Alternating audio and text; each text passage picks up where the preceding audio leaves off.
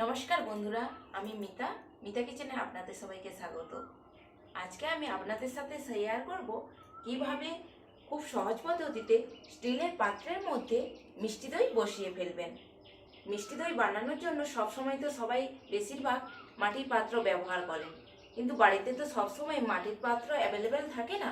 তাই আজকে আমি এই টিফিন বক্সের মধ্যে দই বসিয়ে আপনাদের সাথে শেয়ার করব।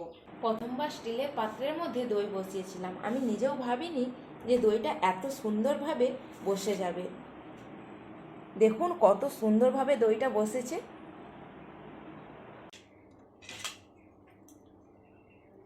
দেখুন দইটা আমি এখন কাটছি, কেটে আপনাদের সামনে দেখাচ্ছি কত সুন্দর দইটা বসেছে। পুরো দোকানের দইয়ের মতনই আমার দইটা ঠিকঠাক বসে গিয়েছে। কিভাবে দই বসালে দইটা একদম পারফেক্ট বসবে তার সম্পূর্ণ টিপস প্রথম থেকে শেষ পর্যন্ত ভিডিওতে আমি আজকে শেয়ার করলাম। বাড়িতে অবশ্যই একবার ট্রাই করে দেখবেন।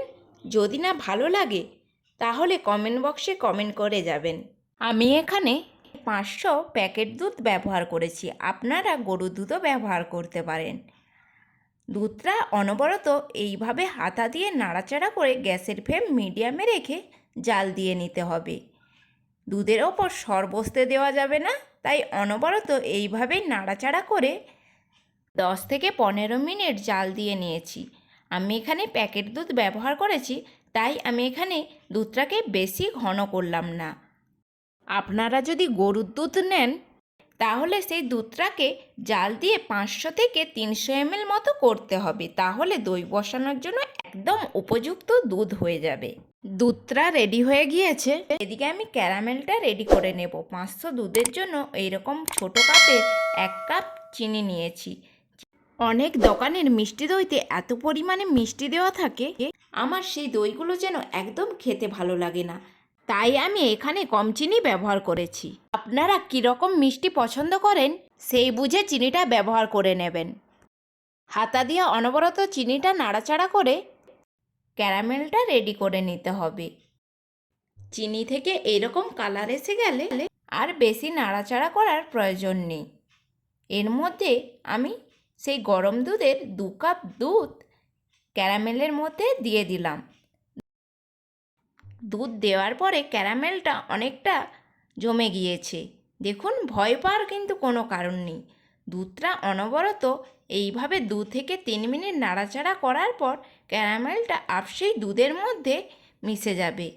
এরপর এই দুধটা আগের দুধের মধ্যে দিয়ে দিলাম, দিয়ে ভালো করে আরও 3 থেকে 4 মিনিট ভালো করে জাল দিয়ে নেব। আমি এখান থেকে 1 কাপ দুধ নিয়ে তার মধ্যে চায়ের চামচের 4 চামচ গুঁড়ো দুধ মিশিয়ে আবার সেই দুধের সাথে মিক্সড করে দিলাম। দইয়ের মধ্যে যদি কিছুটা পরিমাণে গুঁড়ো দুধ ব্যবহার করা যায় তাহলে সেই দইয়ের স্বাদ কিন্তু দুর্দান্ত টেস্ট হয়। আর দিয়ে দিলাম 3টে এলাচকে এইভাবে ফাটিয়ে। দুধটাকে আর বেশিক্ষণ জাল দেওয়ার প্রয়োজন নেই। আমি কিন্তু এই কাজগুলো করার সময় গ্যাসের ফ্লেম একদম লো ফ্লেমে রেখেছিলাম, কারণ দুধটা আমার আগেই ঘন করা ছিল, তাই গ্যাসের ফ্লেম একবারে লোতে রেখে আমি এই কাজগুলো করেছিলাম। এদিকে আমি টক দই নিয়ে নিয়েছি। দই থেকে জল ঝাড়ানোর জন্য এইভাবে ছাঁকনির মধ্যে রেখে দিয়েছিলাম। 500 দুধের জন্য আমি এখানে 150 গ্রাম টক দই ব্যবহার করেছি। দইটাকে ঠিক এইভাবে ক্রিমের মতো করে একবারে ফেটিয়ে নিতে হবে, যেন স্মুথ একদম একটা ক্রিম। এবার আমি দেখিয়ে দেব কোন পর্যায়ে আপনারা দুধের মধ্যে দইটা দেবেন। হালকা গরম দুধের মধ্যে এইভাবে যদি 1 মিনিট আঙুল ডুবিয়ে রাখতে পারেন তাহলে বুঝবেন যে আপনার এখন দুধের মধ্যে দইটা দিলে একদম পারফেক্ট দইটা বসে যাবে।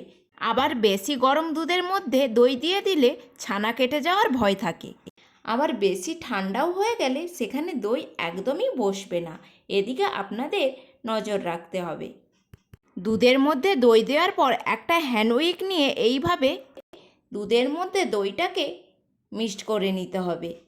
আর কি, দই বসানোর জন্য দুধটা একদম রেডি হয়ে গিয়েছে। শুধুমাত্র এই রকম একটা স্টিলের টিফিন বক্স নিয়ে নিতে হবে। তার মধ্যে দুধটাকে দিয়ে দিলাম। দু হাত দিয়ে টিফিন বক্সটাকে এইভাবে ধরে নিয়ে 3-4 বার ঝাঁকিয়ে নিলাম। তারপর টিফিন বক্সের ঢাকনা লাগিয়ে নিতে হবে। তারপর আর কি, বাড়ির যে কোনো গরম জায়গায় টিফিন বক্সটাকে একটা কম্বলের মধ্যে চাপা দিয়ে রেখে দিলাম। এখন তো গরমকাল, প্রত্যেক বাড়িতেই ফ্যান চলে, তাই একটু চেষ্টা করবেন যেখানে ফ্যান চলে না সেই রকম গরম জায়গায় এইটা রেখে দেওয়ার। 5 ঘন্টা পরে দেখুন দইটা কত সুন্দরভাবে বসে গিয়েছে। এখনও দইটা আমি কিন্তু ফ্রিজে ঢোকাইনি। এবার দইটাকে 1 থেকে 1.5 ঘন্টা ফ্রিজে ঠান্ডা হওয়ার জন্যে রাখবো। ঠান্ডা হয়ে গেলে একটা প্লেটে সার্ভ করে পরিবারের সবার সাথে মিলেমিশে খেয়ে দেখুন।